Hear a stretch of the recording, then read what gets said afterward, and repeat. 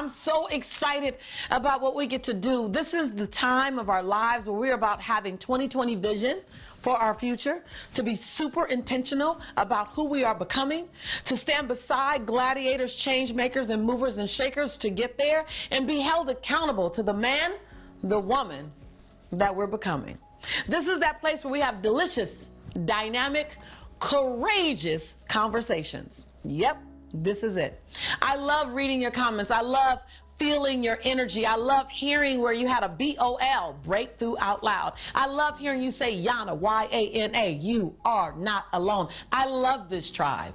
I love what we've created. I love how you're holding yourself accountable to touching your own 100. It just feels so good when you know you're not by yourself in that journey. The question that came in is, Lisa, how do you create life-changing relationships? How do you hitch your wagon, hitch your caboose to someone else's train? How do you join in a dynamic relationship, whether it be platonic, business, mentor, or romantic? How do you do that? And stay inside the relationship, grow the relationship, whether it be friend, family, or romantic. I get that question so much. Relationships navigate the feeling and the joy or the lack of joy in our lives. While we worry about money a lot, not a lot of people worry about money, but a lot of people do worry about money. Money is the thing most people worry about. Relationships are the things that most people talk about. Relationships are the things that really shape the fabric, that shape the fabric of how you love life. At the end of our lives, we won't measure our bank account. We definitely won't count how many people followed us on social media. I believe at the end of our lives, we're going to look at our lives and see how are our relationships.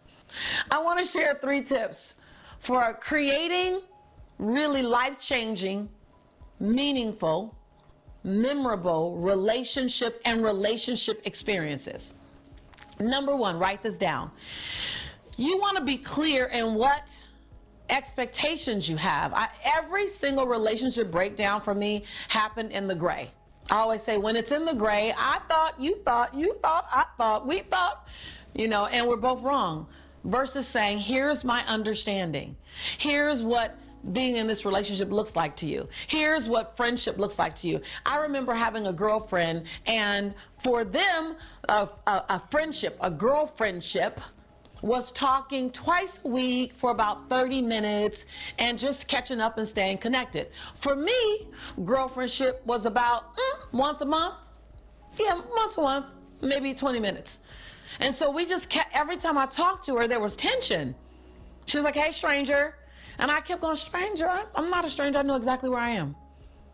But it was the fact that she had an expectation that when we said we were going to be locked and loaded as girlfriends, our touch, and I remember over the years, the tension just rose and rose and rose, and ultimately the friendship died away. We couldn't sustain it. But it was outside of the clear expectations of what friendship looks like for her. Now, I didn't have to acquiesce and do twice a week. She didn't have to acquiesce and do once a month, but we did need to set clear expectations. And we pretty much failed each other because we didn't have clear expectations.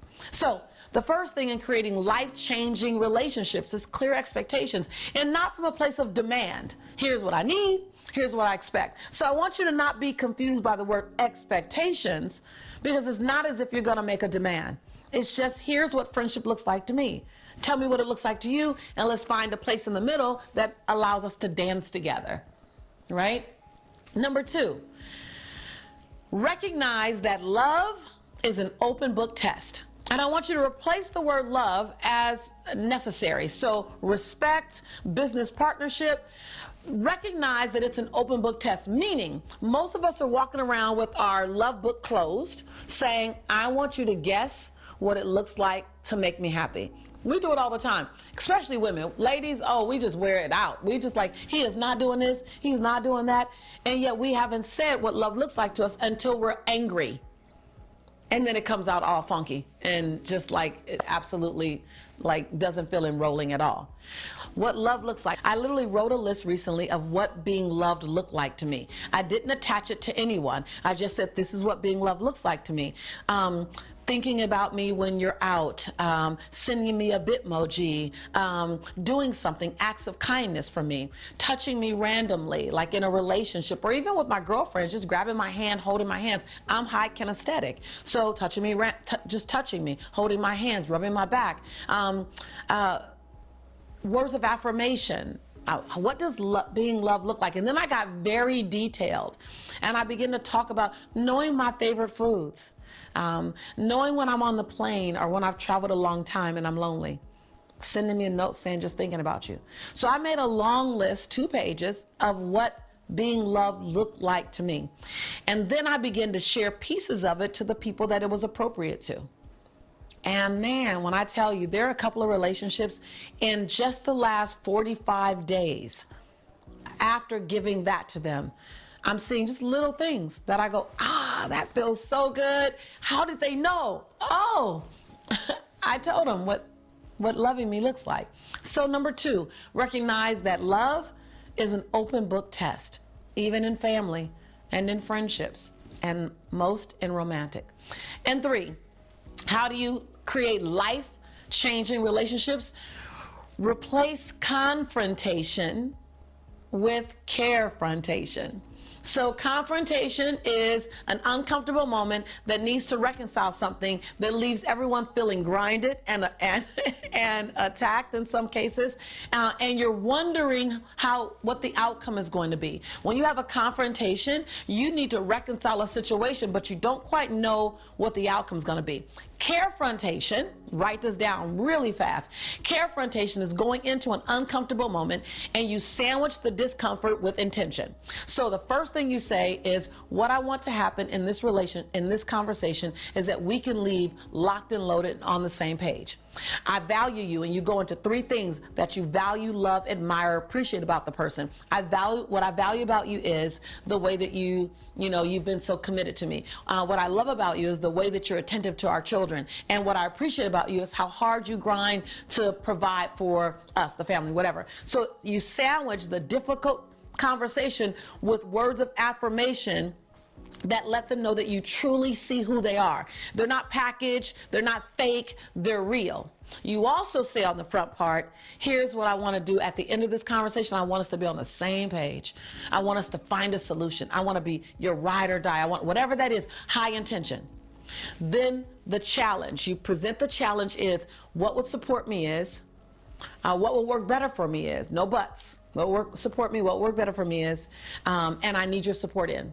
And then at the end, you sandwich it again with, so I want to honor you for, what I appreciate about you is, like, you go back to high road. So the sandwich of juicy, delicious, honest, authentic, real love sits on both sides of a challenging conversation. That's moving confrontation over to carefrontation. I'm here to give you some great solutions and tools. This is the beginning of many of our conversations. If you want more, find us somewhere at a live event around the world or one of our online programs. I want to always hear, what was your aha? What was it in this particular episode? Have you been looking to create relationships, or has it been awkward for you? And you're like, I didn't realize love is an open book test. I've been making them guess. I know I did for a long time. What was your BOL?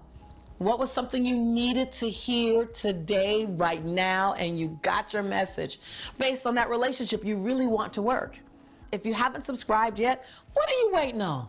What are you waiting on? We're family. This is your home. We're your tribe. And I'm your sister in prosperity and possibility. And every single time I tell you that I love you, I love you, I believe in you, I believe in you. And if that sounds awkward, it only means you need to hear I love you more often. You need to hear I believe you more often. So keep coming back, and I'll keep telling you. I believe in you, and I love you, and I'll see you real soon.